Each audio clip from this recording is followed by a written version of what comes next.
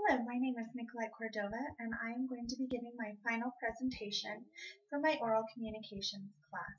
I've done this class for Colorado Christian University, and my professor has been Professor Connie Blackman. And I would first like to say thank you very much to Colorado Christian University and to my professor for allowing me to have this time and take this class.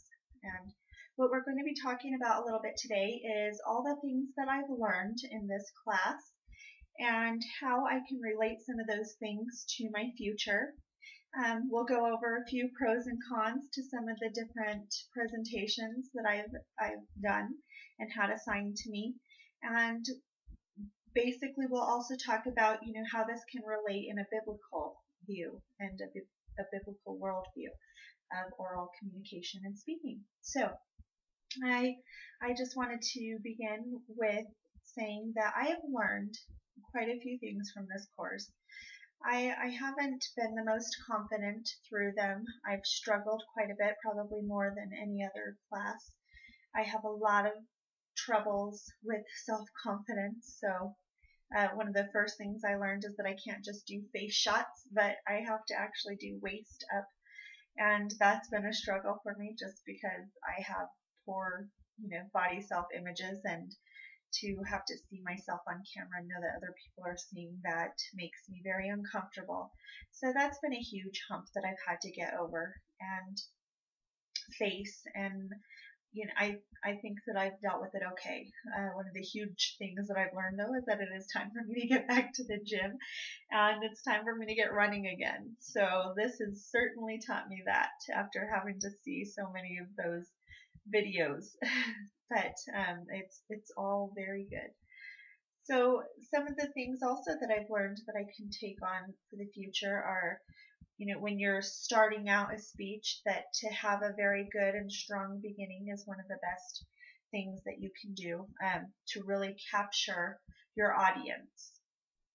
So when you capture them, then you're probably going to be able to keep them through the rest of the speech and keep them involved and understanding what you're saying. So it's very important to first get everyone's attention, to get a good attention getter going. I've struggled with that a little bit. I haven't had the best comments for those, so that's something that I'm really trying to work on, is to make sure that I have a strong introduction, strong conclusion, and so that everybody knows the message that I'm conveying. So one of the first speeches that I've had was for my informational speech. And for that I spoke about Alzheimer's disease. And I think that I was confident. I knew what I was talking about. I knew what message I needed to convey. And I felt that I did it clearly and constructively. I did a PowerPoint presentation for this, which didn't really show through to my audience that were on the other side of the camera. It was seen for my audience that was present, but not the others. So that's something that I could certainly work on for the next time, and I tried to. And then some of the downfalls of that were that it wasn't exactly audience centered. I had a couple of my girls in the audience, and they couldn't really relate to that message as much because it was a little bit over their head. Because of their age, they're not quite. I spoke a lot about our brain and how things work, and they're not quite to that level yet. So that was one of the downfalls of that speech. But I knew my message, and at least I was able to convey it well to the audience on the other side of the camera. And those were all my classmates. On the second speech that I did, it was a demonstrative speech, and for that one I felt very confident. I felt a lot more like I knew what I was supposed to be doing. I knew what message I was to convey. I did it well, and I did it to all of my audience members that would understand and know what exactly I was trying to do. In this, I made a cootie catcher, and I felt that I did everything step by step. It conveyed well to my audience because I had grandparents, parents, my children. Everybody had a great time. Everybody thought I did a good job, and all of my classmates also told me that it was a fantastic job. So that built up my confidence for the next go around. I got poor scores on that because I had my two children in the audience. And then I didn't quite get the criticism to know what I could have actually done better in my speech. So that when I struggled in a little bit, it took quite a bit of my confidence away from my next one. But again, my teammates, I felt like had a lot of really good constructive things to say. And by teammates, I also mean my fellow classmates that were on the other side of the camera. And I was able to take away some very good feedback from them to carry on to the next speech. So for the next speech, this was a persuasive speech. And this one I had to really persuade my audience to think the way that I was and to go green. So what I did was I felt like we needed to talk about the environment and all the things that we're doing to destroy our environment. And I did a PowerPoint presentation for them so that they were able to really see some of the awful pictures that I don't think a lot of people get to see and don't really understand how bad things are until you see some of those gruesome pictures. And then I also put quite a bit of facts and figures and good things like that so that could really shine through to them. And I felt like I had my right audience to do so, and I felt that it went well.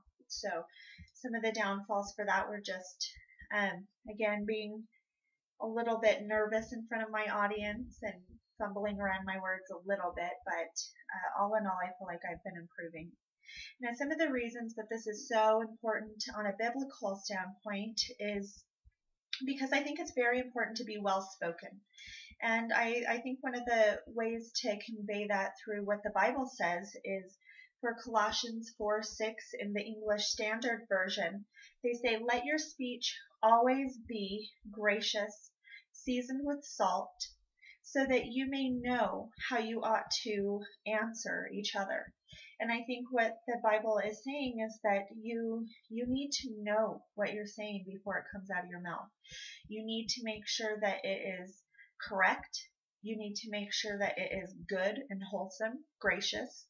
And you need to be able to know how to answer somebody when they're coming at you. If somebody's coming at you with a negative statement or negative comments or gossip, anything like that, you ought to know how to answer them. You ought to know how to present yourself in a way that you would make Jesus proud. And I believe that this is important for everybody to know, that God would never want us to go around and falsify information, and that God would never want us to be speaking about things that we don't really know. So it is very important to speak positively. It's very important to speak professionally, and it's very important to be able to always remember that it's a very cliche term, but it's for a reason. It's a very important term. What would Jesus do?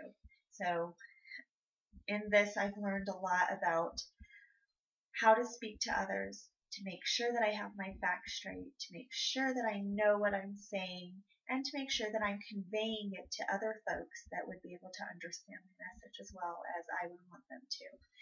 So in conclusion, I've learned just a ton in this class, and I hope to bring those to all of my other classes, and I hope to be able to bring this.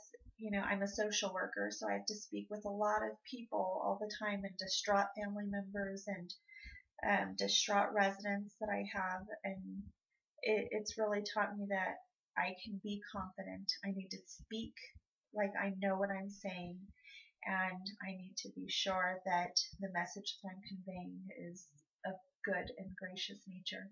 Thank you so much for watching my final presentation. I really enjoyed this class.